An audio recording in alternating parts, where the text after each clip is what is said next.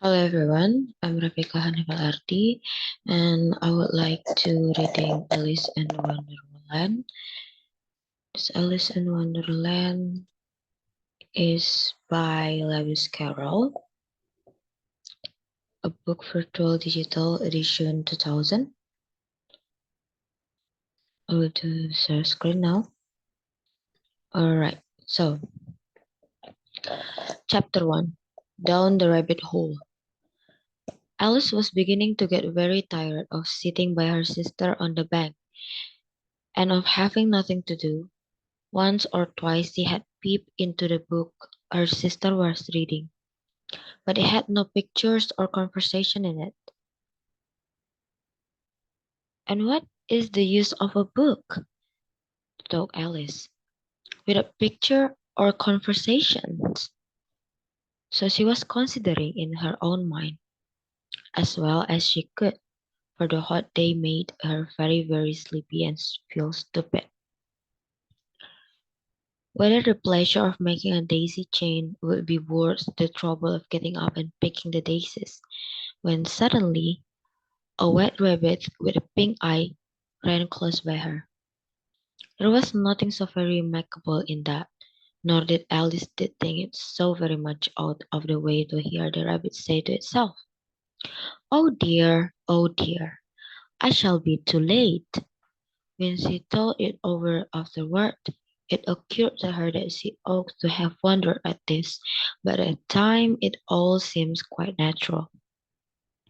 But when the rabbit actually took a watch out of its waistcoat pocket and looked at it, and then hurried on, Alice started to her feet, for it flashed across her mind that she had never before seen a rabbit with either a waistcoat pocket or a wedge to take out of it. And, burning with curiosity, she ran across the field after it, and was just in time to see it pop down a large rabbit hole under the hedge. In another moment down went Alice after it, never once considering how in the world she has to get out again. The rabbit hole went straight on, like a tunnel for somewhere, and then deep suddenly down, so suddenly that Alice had not a moment to think about stopping herself before she found herself falling down what seems to be a very deep well.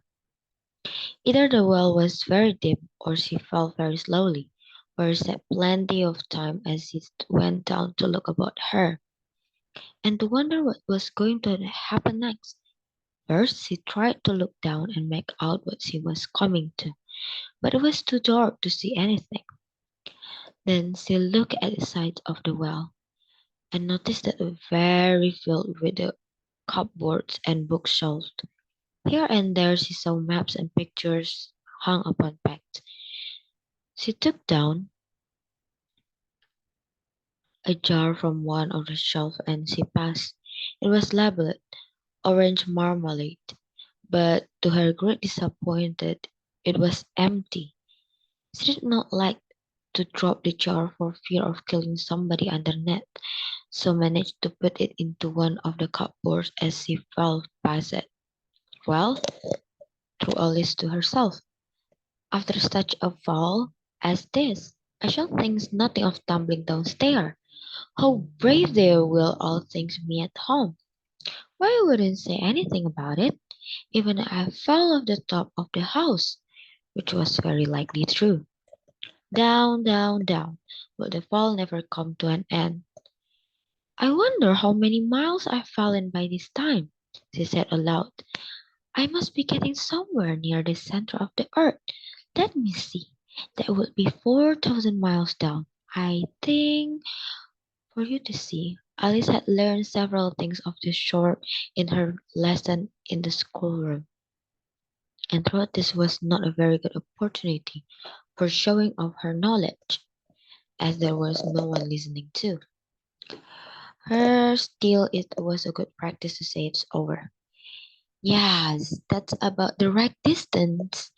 But then I wonder what latitude or longitude I've got to.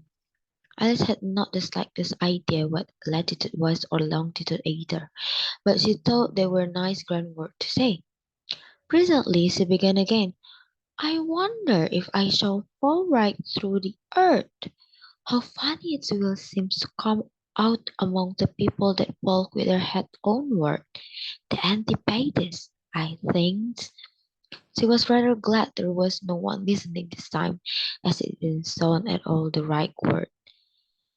But I shall have to ask them what the name of the country is, you know?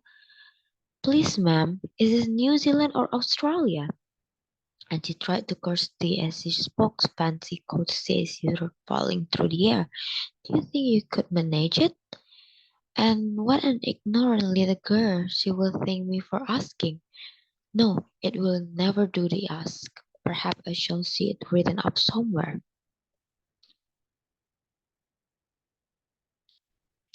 Down, down, down. There was nothing else to do, so Alice soon began talking again.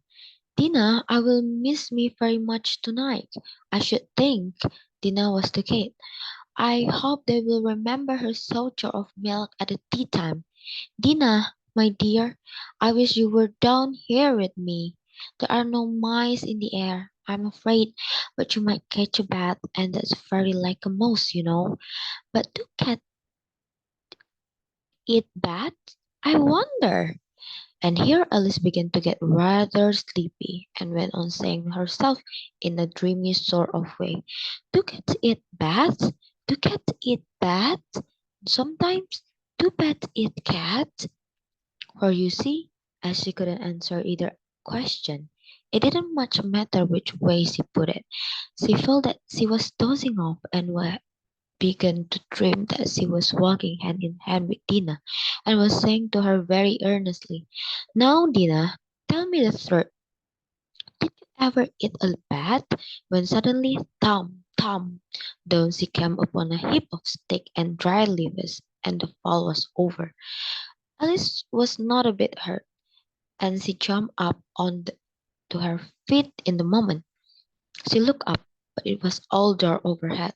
Before her was another long passage, and the white rabbit was still in sight, hurrying down it. There was not a moment to be lost.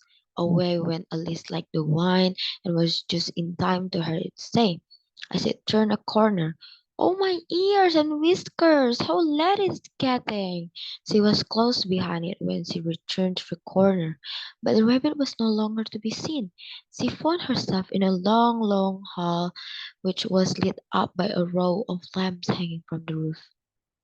There were doors all around the hall, but they were all locked, and when Alice had been all the way down one side and up the other, trying every door, she walked sadly down the middle, wondering how she was ever to get out again. Suddenly she came upon a little three-legged table, all made of solid glass. There was nothing on it but a tiny golden key, and Alice's first idea was that this might belong to one of the doors of the hall. But Alice, either the locks were too large or the key was too small, but at any rate it wouldn't open any of them.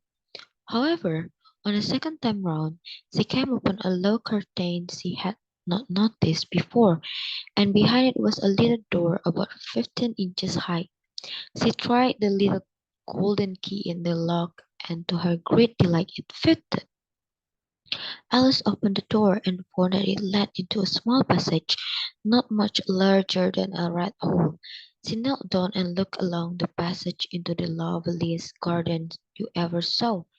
How she longed to get out of that dark hole, and wander about among those beds of bright flower and those cool fountains, but she could not even get her head through the doorway.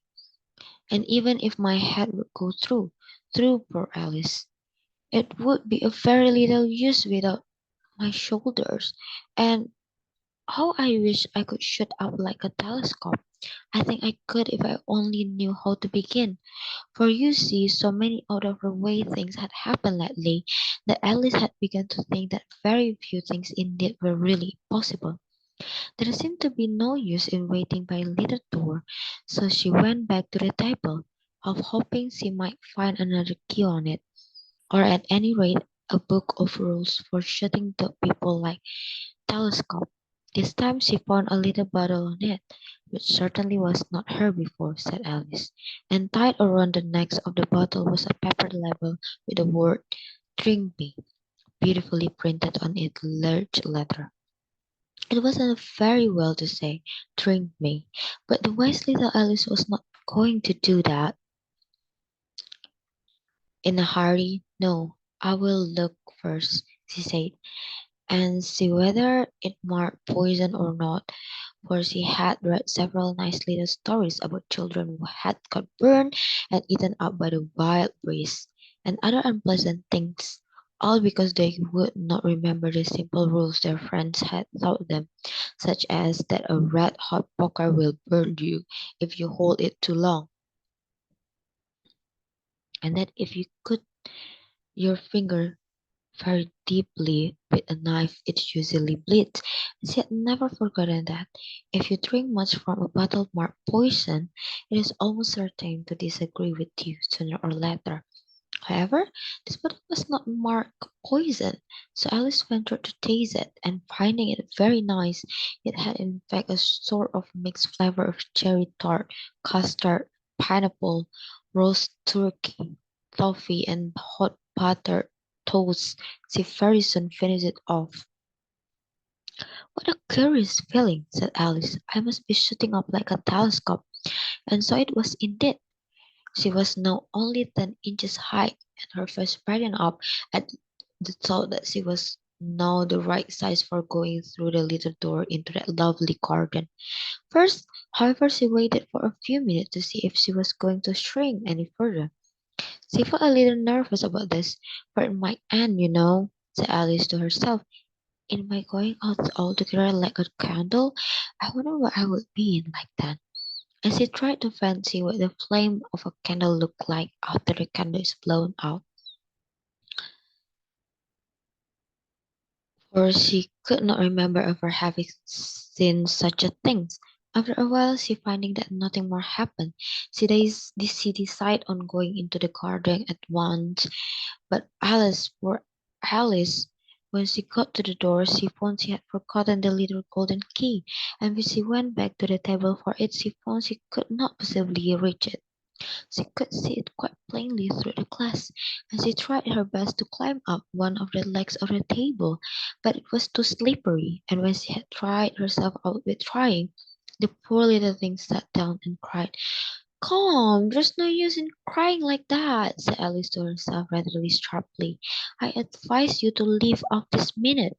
She generally gave herself very good advice, though she very seldom followed it. Sometimes she scolded herself so severely as to bring tears into her eyes, and once remembered trying to box her own ears for having cheated herself. In a game of croquet she was playing against herself, for this crazy child was very fond of pretending to be two people. But it's no use now, through poor Alice, to pretend to be two people. Why, there's hardly enough of me left to make one respectable person. Soon her eyes fell on a little glass box that was lying under the table. She opened it and found in a very small cake on which the word "Eat me" were beautifully marked in the currant. "Well, I will eat it," said Alice, "and if it makes me grow larger, I can reach the key, and if it makes me grow smaller, I can creep under the door. So either way, I will get into garden, and I don't care which happen." She ate a little bit and said anxiously to herself, "Which way? Which way?" holding her hand on top of her head to feel which way it was growing. And she was quite surprised to find that she remained the same size. To be sure, this is what generally happens when one eats cake. But Alice had got so much into the way of expecting nothing but out of the way things to happen that it seems quite dull and stupid for life to go on the common way. So she set to work and very soon finished off the cake. Alright, that is for the chapter 1, and see you next for the second chapter.